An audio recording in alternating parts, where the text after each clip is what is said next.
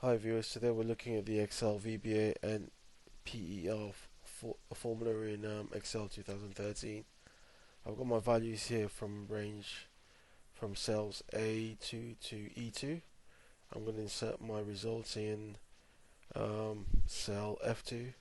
So what I'm going to do is I'm going to record a macro first of all for this, and I'm going to call it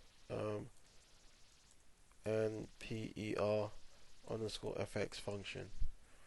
I'm going to click on OK. I'm going to stop recording, then I'm going to go into the macro section of the view tab, view the macro, and I'm going to edit it.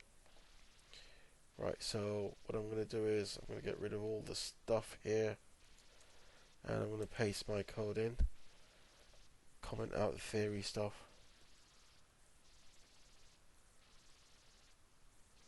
So what you can see here is it says range F2 formula R1C1, which is insert the formula that for the NPer into cell F2, and then it says equals NPer, which is the function name or the formula name.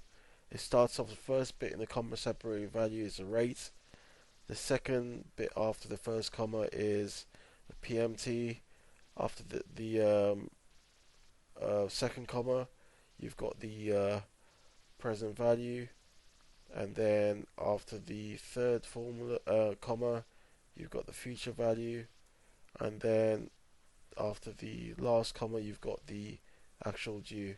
So what I'm going to do is I'm going to file and close this, and I'm going to run the macro in Excel VBA for NPer, and it's giving me the NPer value for the range of criteria here of -6.22.